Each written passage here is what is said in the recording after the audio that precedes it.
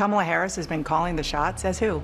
Well, I think she has to have been, right? Because if she's not calling the shots, Dana, then who is? Dana, do you think that it's a problem that he said, I went to war, but he didn't actually? That seems to be a problem to me. Donald Trump has been attacking Kamala Harris's racial identity. He has not been, but ask your question. There aren't media lies. We play him and we let him speak for himself. But no, the I know media you're lies not. from time to time about Donald Trump. Welcome back to Rattlesnake TV, guys. In this video, we're going to be watching JD Vance take a CNN reporter to school on a variety of different issues. And this is an interview that's gotten a lot of attention over the past few days, which is a massive win for the Trump campaign. And the Trump campaign at the moment is making quite a few mistakes, as I see it. They're really not playing to their strengths. They're not appealing to their base, which is white, working class Americans, and they don't seem to be putting their policies at the forefront. They will never beat the Democrats in terms of pandering to minorities and trying to get minority votes, and also they'll never win this celebrity game. So they need to stop playing that losing strategy. So this is good, and let's watch the first bit where Vance fires back at the Democrats about who is supposedly weird. So within a week of you being named on the VP ticket, the Democratic nominee changed. And you guys seem to be struggling a little bit with how to approach the new dynamic. How are you approaching your new opponent and the new ticket? Yeah, well, I think it's pretty straightforward, actually. We're running against a set of policies that I think have failed the American people, and we're running to a set of policies, President Trump's 4 years in office, that I think really succeeded for the American people. And I think that what's different about it, and you're right, Dana, it is different, but what's different about it is that we're running against a different person who a lot of Americans just don't know. And so I think we have to remind people that President Trump delivered lower prices, lower inflation, a prosperous and peaceful world, and also a secure border, and Kamala Harris's policies have produced the exact opposite. Now, that was an easier case to make when Joe Biden was in there because people associate Joe Biden with the policies. But I think Kamala Harris clearly owns the policies of the Biden-Harris administration, especially when we consider the fact that, as we've all learned over the last few months, Joe Biden clearly isn't capable of doing the job. And so I think that drives home that Kamala Harris really has been the one calling the shots. I mean, how could she not? I think Joe Biden doesn't really know where he is. Kamala Harris has been calling the shots. As who? Well, I think she has to have been, right? Because if she's not calling the shots, Dana, then who is? And I do think it drives home something that's fundamentally dishonest about the way that Vice President Harris and also a lot of senior Democrats have approached this. If you remember, for months, even years, the argument was that Joe Biden was sharp, he could clearly do the job, and the minute that he performed poorly in that debate and he became political dead weight, you have Kamala Harris and everybody else trying to throw him overboard. But I think the more troubling question is, why did so many senior Democrats, including the Vice President, cover for him? And if Joe Biden wasn't capable of doing the job, as even a lot of Democrats say now, was Kamala Harris in charge or was somebody else in charge? And that's a real issue. There's no evidence that Kamala Harris threw him overboard. But I want to move on to something that Governor Walz has called you and Donald Trump, and that is weird. Sure. And it is taken off. The New York Times reports that when Donald Trump was asked about it, he said, "Not me, they're talking about JD." Well, certainly they've levied that charge against me more than anybody else, but I think that it drives home how they're trying to distract from their own policy failures. I mean, look, this is fundamentally schoolyard bully stuff. They can accuse me of whatever they want to accuse me of. As Harry S. Truman once said, if you can't take the heat, stay out of the kitchen. And I'm doing this because I think that me being vice president will help improve people's lives. So I accept their attacks, but I think that it is a little bit of projection, Dana. If you think about just take a couple of days ago. Tim Walz gives this big speech. He's been announced as the VP nominee. And I remember when I had just been announced as the VP nominee, I gave my big speech and I saw my wife and I gave her a big hug and a kiss because I love my wife and I think that's what a normal person does. Tim Walz gave his wife a nice, firm Midwestern handshake and then tried to sort of awkwardly correct for it. So I think that what it is two people, Kamala Harris and Tim Walz, who aren't comfortable in their own skin because they aren't comfortable with their policy positions for the American people. And so they're name calling instead of actually telling the American people how they're going to make their lives better. I think that's weird, Dana, but look, they can call me whatever they want to. You're saying Tim Walz doesn't have affection for his wife? I don't even understand that. I said that he acted weird, which he did, on a national stage in front of his wife and in front of millions of Americans who presumably were watching at home. And I think that it's projection, Dana. Okay, so this whole handshake thing is unquestionably a bit weird. Let's review the tape. And he did the same thing with Kamala.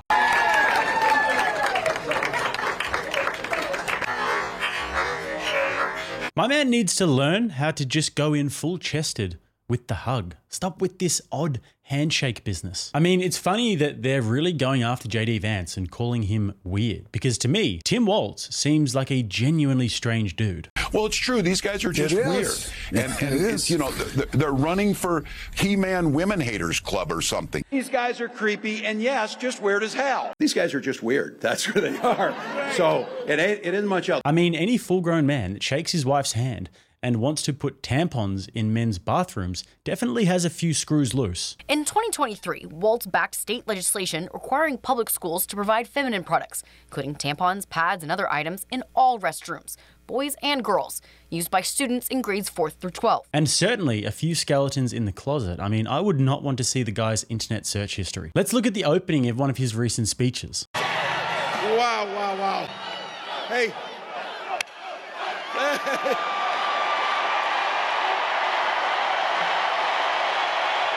Wow.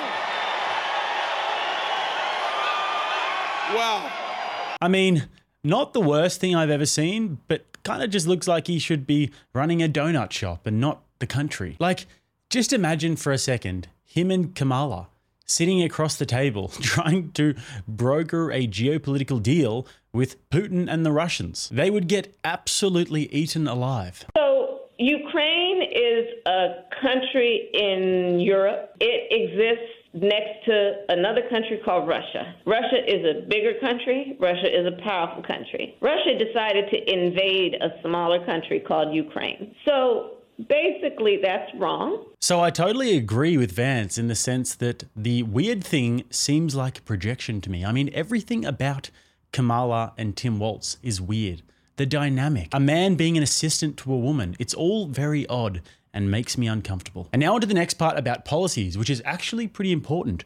More important than TikTok, I might say. Now, look, I think this election should be about who's going to solve the inflation crisis, who's going to make groceries and housing more affordable, who's going to secure that southern border. Kamala Harris's record is that she supported all of the policies that made that problem worse, Dana. We're trying to say we're going to take the country in a different direction.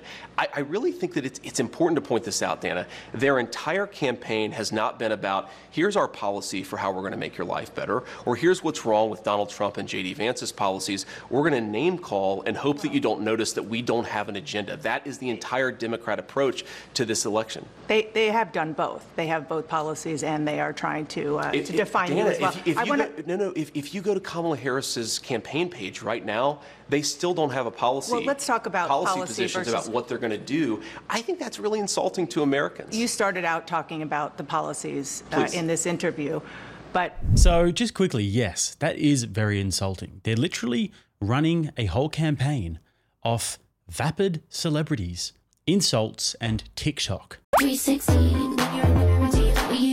Kamala doesn't do these sorts of interviews, and neither does Tim Walz, these hard interviews where they actually get posed tough questions, because a lot of the policies that they have are horrendously unpopular with normal people. So it's mind-blowing to see all of the alleged support they're getting off of pure emotion and feeling, and not actually anything concrete in terms of policy. There is not one single rationale that I can think of as to why these guys would do a better job of running the country than the tried and tested Donald Trump, or even Joe Biden for that matter, which, when you really think about it, is a harsh indictment on the democratic system as a whole. But I digress. Let's get into the bit where they talk about Tim Walz's service. And to be honest, this is not looking good for him. you have been on the campaign trail questioning Tim Walz's military record. You say it was shameful that Governor Walz retired from the military before his unit deployed to Iraq. I want to read you something that Joe Eustace, who is a veteran, he served with Governor Walz, said. He said that's a lie. He said he was as good a soldier as you'll find. I'm not trying to defend him. I hope people don't think that. What I'm trying to do is defend someone who served his country. I'm not voting for him. I'll campaign against him. But I don't think it's fair to characterize his service the way they have.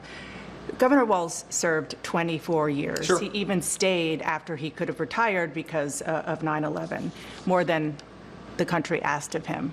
Do you honor his service? Well, of course, Dana, I honor his service, and I've never criticized what Tim Walz did when he was in the military. I criticized his retirement decision, and most importantly, Dana, I criticized his lying about his own record, okay? This is a guy who was captured on video saying, I carried a gun in war. He never went to war. This is a guy who's been captured on video. As other people say, he's an Afghanistan veteran. He's a veteran of a war, nodding along in agreement instead of saying, no, I did serve my country and I did it honorably, but I never went to a war zone. I'm not criticizing Tim Walz's service. I'm criticizing the fact that he lied about his service for political gain, Dana. Now, I served in the United States Marine Corps, and you know this. And look, there are a lot of things that I'm proud about. I've never lied about what I did or overstated it because it would be beneficial to me in an election. I think that's what Tim Walz did. That's what I was criticizing. And yes, I do think it's scandalous behavior. You talked about one of the things that he said, weapons of war. He was talking in a campaign stop about, he was trying to talk about gun control. Sure. And he said, weapons of war, I carried in war. I will say that the Harris-Walz campaign did say that the governor misspoke there. Sure. Do you accept that? He misspoke. Another word is that he lied about it, and he didn't correct the record for 15 years until he was put under political pressure because I called it out, Dana. Whatever you want to call it, a misspeaking or a lie, I think Tim Walz should have to correct the record. Now, you pointed out a soldier who defended his service. There have been a number of soldiers who served with Tim Walz who have criticized him on the exact same grounds that I have because it's not right to misstate or to embellish what you've done, and I think that's what he did. Quick reminder to like the video if you have not already, guys, and also subscribe to the channel if you're getting value. And if you are a Trump MAGA supporter, we have got the Unfazed merch in the store. We've got shirts, hoodies, cups, posters, and so much more. So the links will all be below. You can check that out, scroll our catalog, and get yourself some of the most base merch on planet Earth today. Back to it. And on the question of when he left the National Guard, he filed his election paperwork February 10th, 2005. That was a month before the National Guard even announced that it was possible that they would deploy to Iraq, and it ended up being 2 months. He retired 2 months before they actually got the paperwork. But on CNN last night, Dana, one of the people who was actually in charge of him said they knew they were going to deploy to Iraq in February of 2004, fall of 2004. So he knew he was going to Iraq. He decided to quit, to retire, whatever word you want to use. Retire. Because he wanted to run for Congress. He lied about that. He said that when he decided to retire, he did not know that he was going to Iraq. That is another untruth, as even his senior military officer said. So again, I'm not criticizing the service, I'm criticizing the dishonesty. Dishonesty spoken in favor and for the purpose of political benefit. And I think that the most important thing here, Dana, is it goes to Kamala Harris's judgment.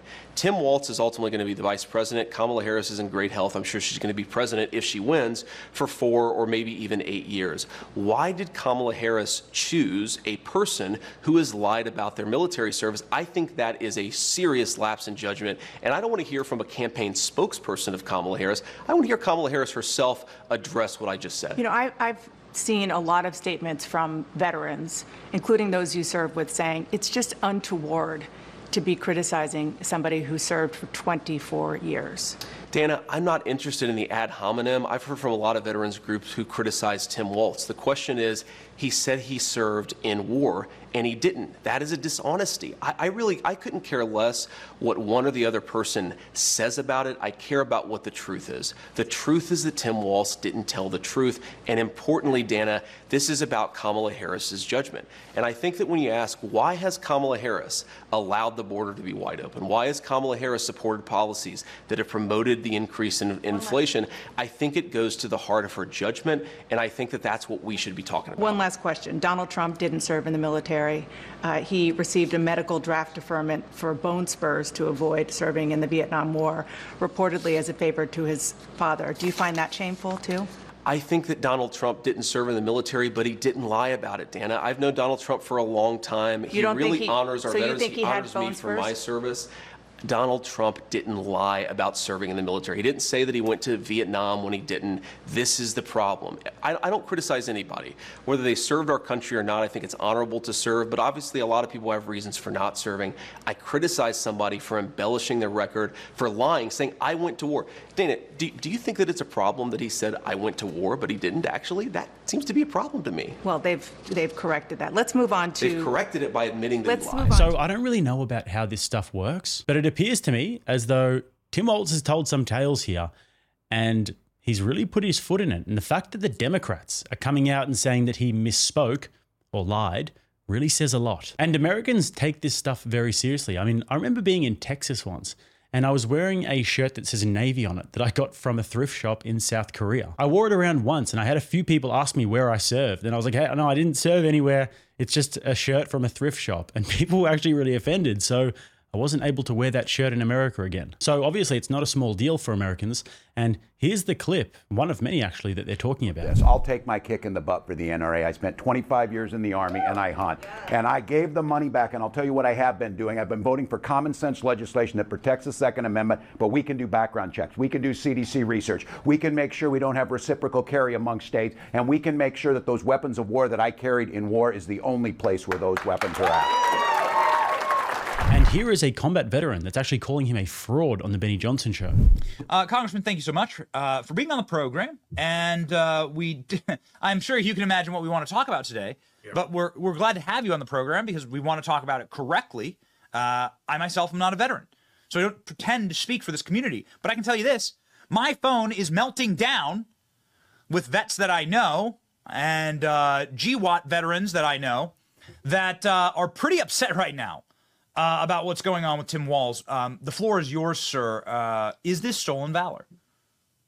Well, you basically spelled it out. You've articulated this very well. And I want to say that, there's less than 1% of this country that chooses to actually serve this country in any capacity. So one service is very important. The fact that you chose to raise your hand to defend this country in any capacity, I think it's a great thing to do. It shows your patriotism. You don't have to lie about your service. You don't have to lie about what you did or didn't do. And if you did not serve in a combat zone and you claim that you did under any capacity, that's a lie. And it's actually a slap in the face to all of us who actually did. And by the way, we're not going to criticize you in any way, shape, form, or fashion for being honest about your service, because service is service. But when you look at somebody that's now potentially can be the vice president of our country, and he can't tell the truth about his own personal service and about those that did serve in combat, and quite frankly, for those that served in combat that didn't make it back, like many of my friends, like many of my West Point classmates, like many that served in Afghanistan, like there's 13 soldiers that did not come back after that disastrous Afghan withdrawal. When you think about those people that actually put their lives in harm's way, and you as a sergeant major or master sergeant, whatever your rank was ultimately, served, but chose not to go into combat, but the claim that you did go into combat is a complete abomination, and he should be called out for it. But this is what I call people trying to trump up their resume. They're trying to do things that they didn't say, trying to sound more badass than they really are, and I think it's pretty ridiculous. He's a fraud. And so the only thing that he should have said at that point was, I served for X amount of time, I served proudly, and that's it. Leave it alone. There is no need to embellish, there's no need to lie about it, because again, fewer than 1% of our country chooses to do it anyway, whether you deploy it or not. So it speaks to his character, Benny. So, I mean, I'll let you guys be the judge of that one, but really not looking good. And now on to the last bit about Kamala Harris's identity, which is something that we know very little about. And honestly, this is definitely the strongest moment of the whole debate for Vance. And I can't believe I have to ask you this, but I do, because Donald Trump has been attacking Kamala Harris's racial identity. He has not been, but ask your question. Well, he questioned her racial identity. He said a number of years ago she happened to turn black. Her father is Jamaican. Do you believe Kamala Harris is black? I believe that Kamala Harris is whatever she says she is, but I believe importantly that President Trump is right that she's a chameleon. She pretends to be one thing in front of one audience, she pretends to be something different in front of another audience. Look, Dana, she's not running a political campaign, she's running a movie. She only speaks to voters behind a teleprompter. Everything is scripted. She doesn't have her policy positions out there. She hasn't answered why she wanted to ban fracking, but now she doesn't. She wanted to fund police, but now she doesn't. She wanted to open the border, but now she doesn't. She should have to answer for why she presents a different set of policies to one audience and a different set of policies to another audience. And I think that's what President Trump is getting at. This is a fundamentally fake person. She's different depending on who she's in front of. With respect, you changed your position on an important thing, which is Donald Trump. Of course I did. And so why are you not a chameleon? Because, Dana, I've explained to the American people what's different. People change their minds when the facts change, they should. But if you want to be the people's vice president or president, you should have to stand before an interviewer and say, this is why I changed my mind. So to everybody who's seen that I criticized Donald Trump, since he asked the question, here are two things. You didn't just criticize him. You said he could be America's Hitler. Well, that's a criticism, and I didn't say that exactly, but set that to the side. What I said about Donald Trump and what I believed about Donald Trump, two things that really changed. First of all, I didn't think Donald Trump would be a good president. He was a great president. Wages were rising. The world was more peaceful. Remember, when Donald Trump was running for president the first time, they said he would start World War III. He brought more peace to the world than any president of my lifetime. The second thing, Dana, is I believed, and I'm ashamed of it, I believed a lot of the media lies about Donald Trump in 2016. I believe that he said things like, for example, the media said Donald Trump accused all Mexicans of being rapists and criminals. You actually look at what he said, he did not say that at all. And I think it's important when you see something, you change your mind, and that's all I've done. And my pitch to the American people would be, I imagine a lot of folks who are thinking about voting for Donald Trump in 2024, maybe they've bought in to the media lies about him. Think for yourself, look at what he actually said, and I think you'll find that he's, one, a very engaging guy, but two, was a very good president. There aren't media lies. We play him and we let him speak for himself, and so people are getting exactly. I'm not accusing you of lying, no, I know, Dana. You know I like you, but the media lies from time to time about Donald Trump. People hear him for himself. Last question. Please. Are you going to debate Tim Walz? Of course. I want to debate Tim Walz. I think it's important, and I think that it goes to a very fundamental difference between the Trump-Vance ticket and our opposition. We believe in talking to the media. We believe in answering questions. We believe in debating. I think it's really important. I mean, look, I'm asking the American people to make me their vice president. It's really important to stand before the American people to make that case, and I'm going to keep on doing it in whatever forum I get the opportunity. Exactly right. She's a total chameleon. She licks her finger in the morning, puts it up in the air. Whichever way the wind is blowing, she goes that way. So good performance there by Vance, and honestly, in summary, this is what they need to be doing, because when they go and do these confrontational interviews, it shows they're smart, it shows they're competent guys, it shows that they have a vision, and it steals the headlines. And I'm really looking forward to seeing these debates, because I think that Vance will absolutely unleash on Tim Walz, and Kamala Harris will not stand a chance against Trump. So, guys, make sure to like and subscribe to the video. Check out the reality-based store as per usual. If you guys would like to find my links, they'll all be below there. And if you'd like to watch another one, right here. Till next time, I'm Jake. This is RattlesnakeTV, keeping you armed and dangerous.